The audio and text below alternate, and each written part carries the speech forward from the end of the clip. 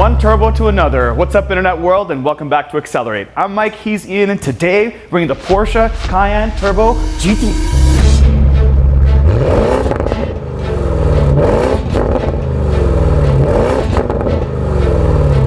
All right, internet world, I'm very privileged to drive this $244,000 Canadian Porsche Cayenne Turbo GT. This makes 650 horsepower and 627 pound-feet of torque out of a 3.9 liter V8 that's mated to an 8-speed Tiptronic S. Now, this has a top speed of 190 miles an hour or 305 kilometers. 0 to 60 in 3.3 seconds. Let's put it in Sport Plus, push the button, put in the brake. I got 20 seconds, launch control activated, and go.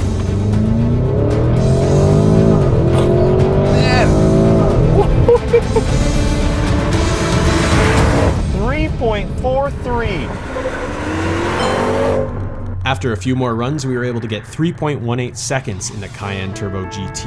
Man, this thing is a monster. For reference, the 911 Dakar, which we'll be releasing soon, can hit 60 miles per hour in 2.98 seconds. Online, we have seen that Car and Driver were able to get 2.9 seconds with the Cayenne. However, that was likely done on a track surface and not our bumpy, pothole-infested road that we film on.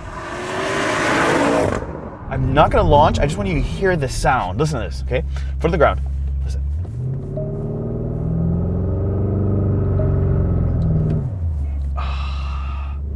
It's just so aggressive.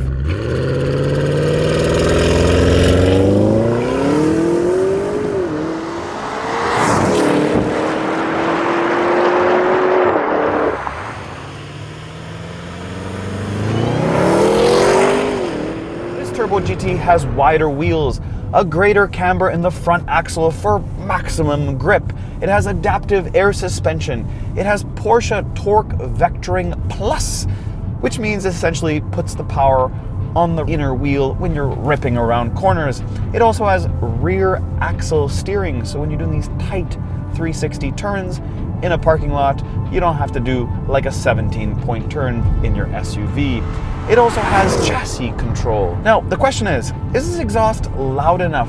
It is a titanium exhaust. Ian, exhaust note, please.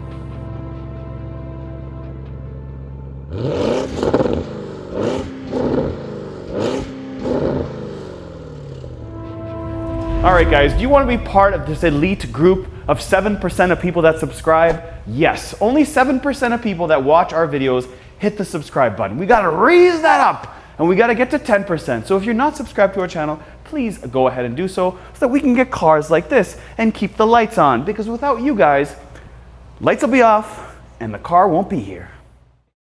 Our longtime viewer, Bob, dropped off this brochure of a Porsche Cayenne from 2002. Now, the point of this is to show you how far vehicles have come. You see, that 4.5 liter V8 turbo made 450 brake horsepower and made 620 Newton meters of torque. It propelled itself to 60 in 5.6 seconds. It had a 6-speed Tiptronic S automatic transmission, but the cool part about it is knowing that vehicles built then were a bit more off-roady than this today. This is an on-street monster. This is more of a all-road monster. You see, then they had a 2-speed transfer gearbox with a lockable center diff with buttons that you can adjust, you know, sort of like a Bronco. But this resembles nothing of the sorts. You know what's cool though? The brakes. This has 10 piston. This turbo had 6 piston. And in the back, 4 piston in 2002 and still 4 piston in 2024. Another interesting part is this. That vehicle could tow 3,500 kilograms. This one cannot tow. If you want to tow in your Porsche Cayenne, you can buy any other model and it can tow up to 7,700 pounds. If you buy this, the problem is you have these titanium exhausts that sit right in the middle. Theoretically, you could put something in the center, but really it's not designed to do so. You'd have to step a model down and buy the Turbo E Hybrid to do that. Anyways, back to the other interesting part. The top speed of this 2002 Turbo was 266 kilometers an hour or 165 miles an hour. This one is 305 kilometers or 190 miles an hour. Weapon. So as far as options go, here we go. You have the Cayenne Coupe with a starting price of $89,800. Then you have the E Hybrid at $101,200. Then the S Coupe at $108,000. Then you have the SE Hybrid Coupe at $110,400. Then you have three left. The new GTS Coupe at $129,500. The Turbo E Hybrid Coupe, and then this, the GT at $203,800 US dollars. So let's take a look at what this engine looks like. For starters, this is a very basic cover for something this expensive. Also, there's no insulation underneath this front hood. It's very, very light, as you can see. Like, take a look right here. You can see right through it. Very, very lightweight. To the front of the new Porsche Cayenne Turbo GT. This is Arctic Gray, and I do like this color. It's a little bit darker than chalk. Anyways, nonetheless, they've revised the front headlights, just like the 2024 regular Cayenne reviewed. But this Turbo GT has larger intakes compared to the old one. You do have a front radar here, you have your front camera, and of course you have these horizontal stakes on this massive front grille. But the thing that pops to me is something that people may not notice, and it's right here. This front lower valence has this sort of downforce design here, so air flows in and goes right underneath and it pulls the front down. Come take a look. You can see my hand right here. To the side is where it's apparent that you are driving a coupe. Not only a coupe, the world's fastest coupe. I guess if you ask Performante Urus owners that have put their order in, they'll say they have the fastest SUV on the planet, but they don't know what they're talking about. This thing is a beast. Anyways, let's start at the front with this Arctic Gray color. These are forged aluminum in satin deep sea blue. Ooh, do you like this color combo with this gray and this blue? Some people do, some people don't. Now you get standard ceramic brakes on this Turbo GT. They're 10 piston in the front and 4 piston in the back. And they are wrapped in P0 Corsas. Now these tires are super sticky and they're barely street legal. Thank you, Porsche. Oh, and they're 285, 40, 22s in the front. And in the back, they're 315, 35, 22s. Now for the carbon party.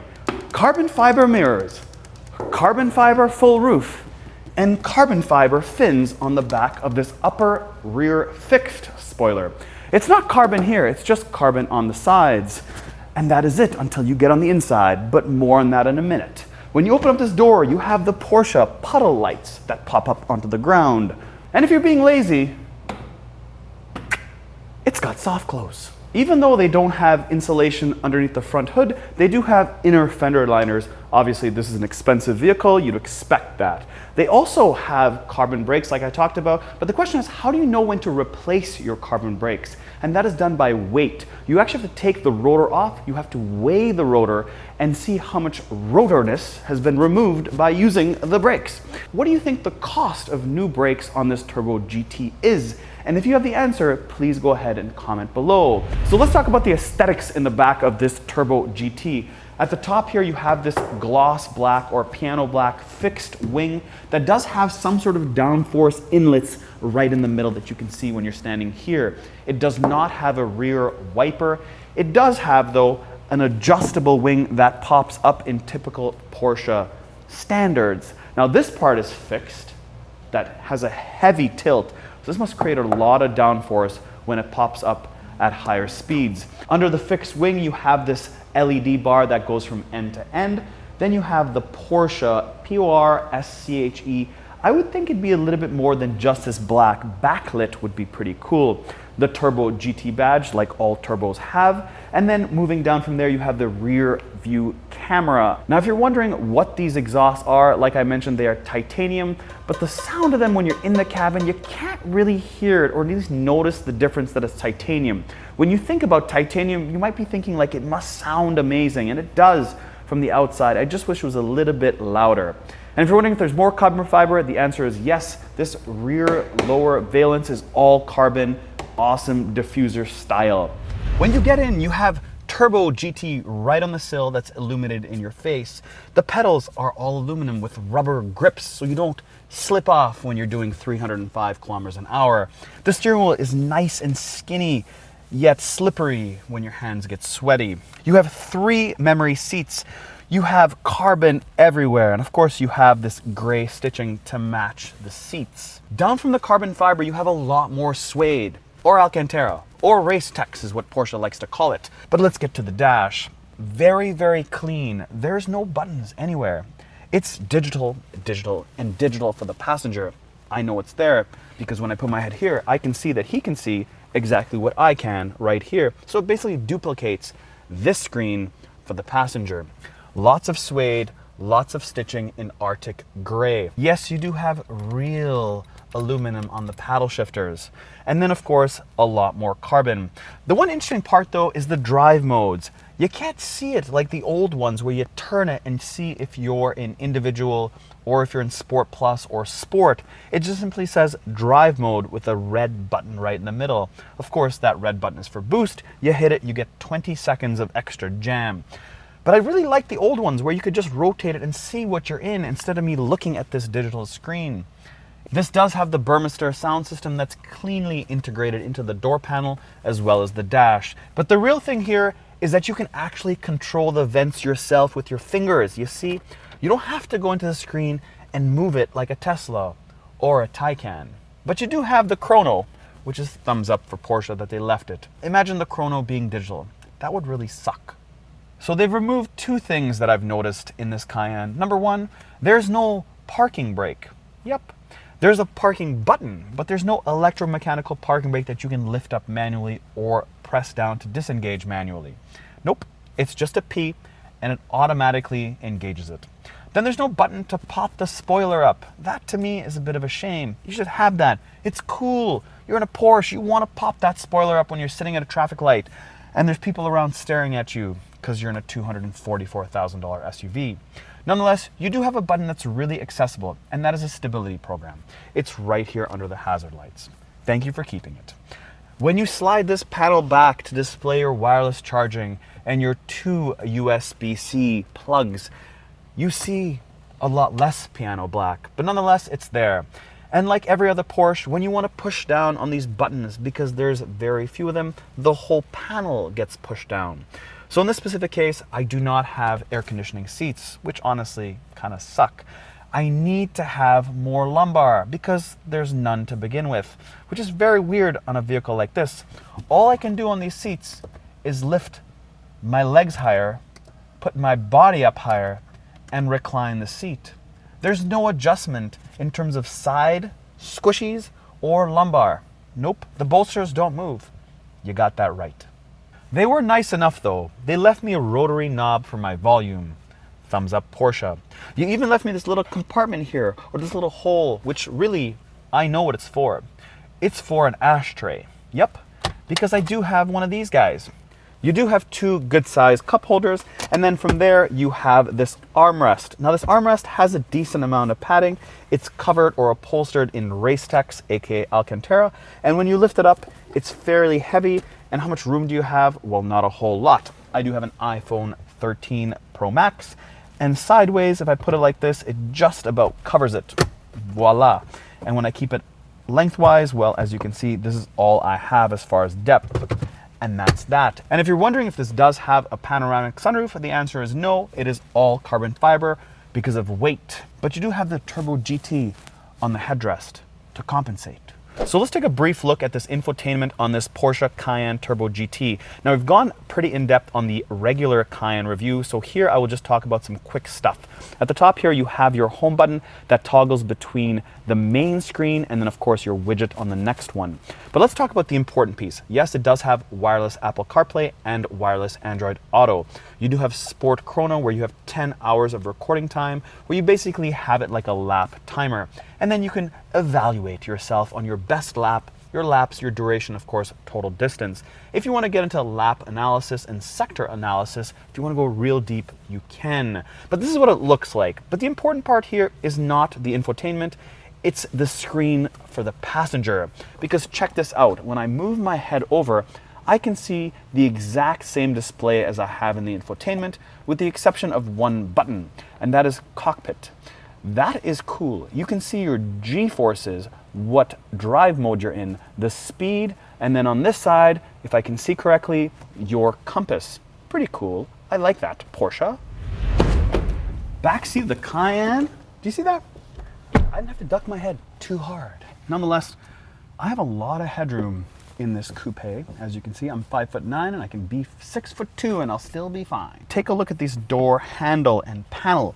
Very, very Porsche. This does have sunshades by pulling this little button up for the windows. And down you go one more time, and boom, there goes the window. Now, because they want you to hear things in the cabin, this doesn't have a dual pane window. It's a single pane window. Now, you think in the front it would be single pane, maybe for that noise as the driver, but in the back, it's also single pane. Kind of unique. Anyways, very, very good quality on the door, makes you feel heavenly. I want to show you one thing though. Bob dropped off another thing for us. A Cayenne brochure. Maybe this is a little bit further down the line. And the reason it's important is because of the design that they have inside this book. You see, this design is basically a sportback or a coupe design that they didn't have back in 2002.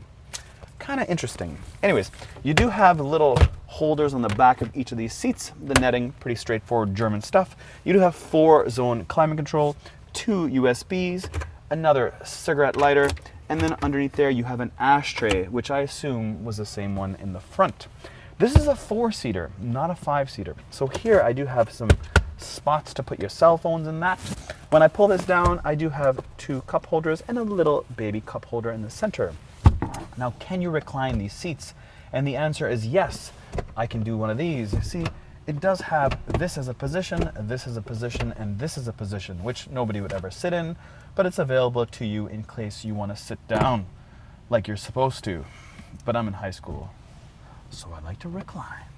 So I have 4 vents, 1, 2, 3, 4. The cabin's not huge, but I have them for airflow in the back, because obviously we be speeding.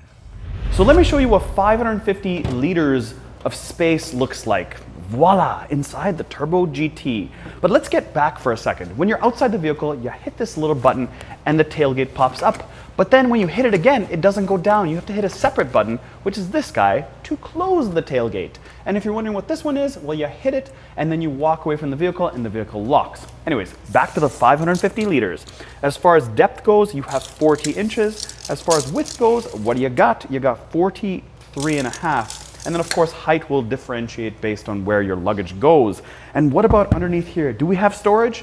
Do we? And the answer is negative. Just a little bit right there for my measuring tape. That's about it. You have a spare that has to be inflated, and then you do have a Burmester sound, subwoofer right there, and then of course the amplifier with a fancy B right on it. Now generally coupes have a very high load floor, which means when you want to put something in the back, you have to lift it up pretty high.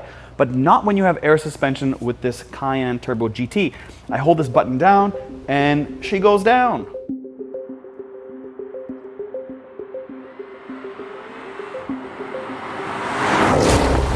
Now, unfortunately, we don't live in a town that has any sort of corners, which totally sucks. So all we can give you is drag race times, which also totally suck, because this car, SUV, is not designed for that. It's designed to turn. And I can tell you, because when I put it in Sport Plus and I do one of these things, like, so much fun.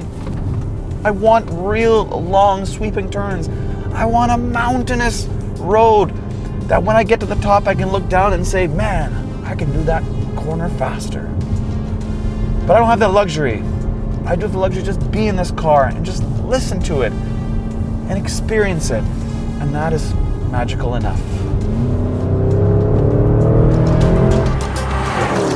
So if you're considering buying one of these Porsche Turbo GTs, I would probably opt for leather steering wheel and not this Alcantara, which Porsche calls Race Tex. But for me, I would much rather have one that is leather. It is not slippery when it gets worn down after a while.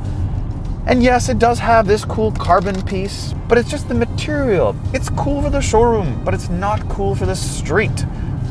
I do like the analog gauge in the middle though. This 12.65 inch curved display is amazing, but for me, I want that analog gauge. The tach needs to be analog. It's just not as sexy as what we expect out of a Porsche, especially one that costs $244,000. But that makes up for it, I guess. Every time. I love it.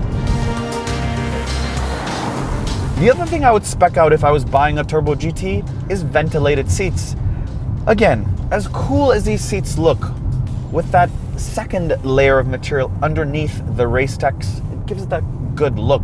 But it just needs to have ventilation. It just gets a little bit sweaty all the time. And I don't like that. But other than that, it's a sweet Cayenne. It is a really sweet Cayenne. And if I had the money, I'd buy one. Facts.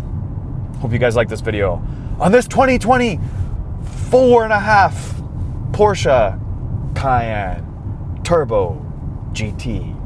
That makes 650 horsepower or whatever. I mean, does it really matter if it makes 610 or 670? It's still a lot of horsepower that nobody's going to use until they change the speed limits to 200 with all these electric cars that can do 0 to 60 in 3 seconds. Who knows? But we'll catch you on the next one.